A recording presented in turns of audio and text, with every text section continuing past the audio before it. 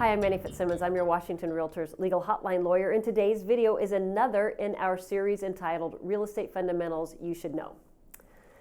Today we're talking about the included items provision from the purchase and sale agreement.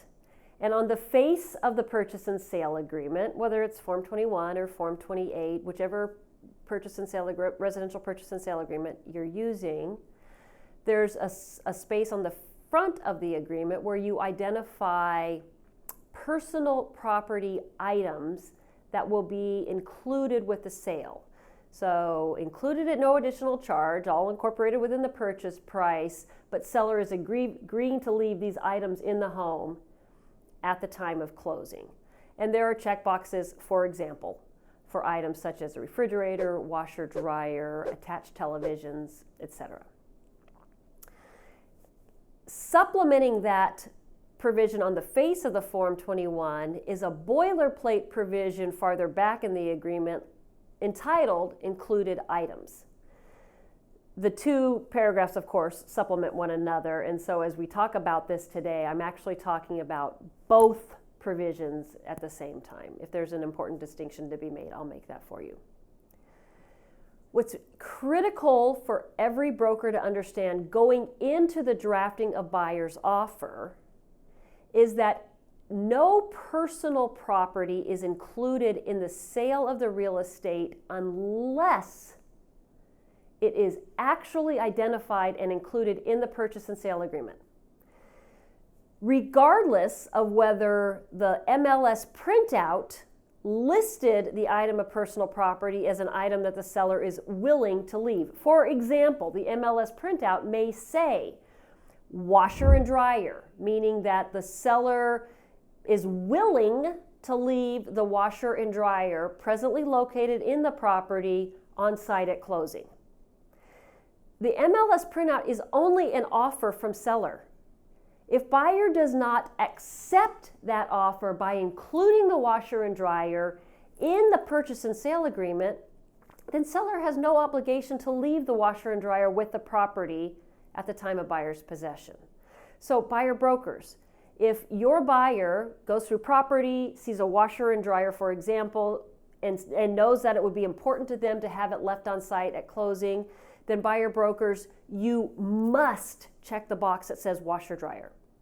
If you don't, and you rely only on the MLS printout language indicating that seller would be willing to leave the washer and dryer, then your buyer will have no washer and dryer. And that will not be seller's fault because seller will have honored the purchase and sale agreement by removing their own belongings, garbage, debris, and all personal property consistent with the terms of the purchase and sale agreement, because the purchase and sale agreement would not have required seller to leave the washer and dryer, an item of personal property.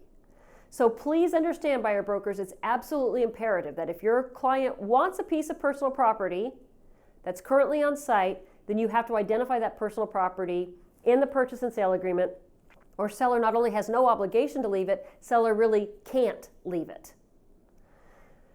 The items of personal property identified on the face of Form 21 make it easy for buyer brokers and buyers to have discussions about whether or not a particular item is going to get left. But buyer brokers, you need to think outside of the box, or in this case, think outside of the check boxes for the items that your buyer might want to keep. Because, for example, the buyer may love the porch swing that's on the front porch of the property. Buyer may love the playground set that's in the backyard. Buyer may love the water softener.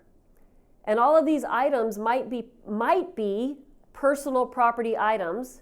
It's possible they might be fixtures, but if there's any question at all, resolve that question at the time of drafting by making it very clear that buyer is requesting as part of their offer and seller is accepting and agreeing to leave whatever items of personal property are important to your buyer. That's the purpose of the other provision on the face of the purchase and sale agreement, in the included items provision on the face of the agreement. We've spoken so far today only about what's important to the buyers. Sellers, listing brokers, understand that if an item is identified in the included items provision, like refrigerator, for example, and seller agrees to buyer's offer, including the check mark for refrigerator, then seller is leaving the refrigerator at the time of closing, even if refrigerator had never been identified in the listing printout.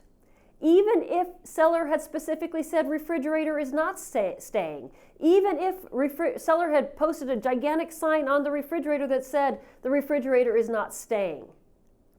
If the purchase and sale agreement has the check mark in front of the refrigerator box, then the refrigerator is staying if seller agrees to that, which leads to the next question that's typically asked in this scenario. What if there's more than one refrigerator on site? And notice that the language on the face of the purchase and sale agreement says refrigerator, not plural, singular. Refrigerator, not refrigerators. So if seller agrees to leave the refrigerator and there's more than one refrigerator on site, it becomes seller's choice as to which refrigerator is left. Buyers are often frustrated because the really expensive refrigerator from the inside the kitchen, which the buyers thought was going to be left at closing, is gone, and the really old, ugly refrigerator that was in the garage is now in the kitchen when the buyers take possession. And in that scenario, did seller do anything wrong? No. Seller agreed to leave the refrigerator that was on site, and they did that because the purchase and sale agreement itself was not specific as to which refrigerator was to remain. So buyer brokers, if there's more than one item of personal property that you've checkmarked the box for and said that the seller will leave, make sure that you identify in some way which item it is that seller is going to leave. Include the serial number of the refrigerator that's going to stay. Reference it by a photograph if you need to. Figure out some identification that the seller agrees that this is the refrigerator, as an example, that will stay. Final discussion point on this topic. What if buyer says that seller will leave the washer and dryer, but we're dealing with brand new construction and there is no washer and dryer on site? Seller signs the agreement, seller agrees to leave the washer and dryer, but there was never a washer and dryer there. What does buyer get from that? And the answer is buyer gets nothing from that. The boilerplate language farther back in the purchase and sale agreement makes it very clear that seller is obligated to leave the personal property with a check mark in front of the box identifying that personal property if that personal property is on site at the time of mutual acceptance or the time buyer views the property.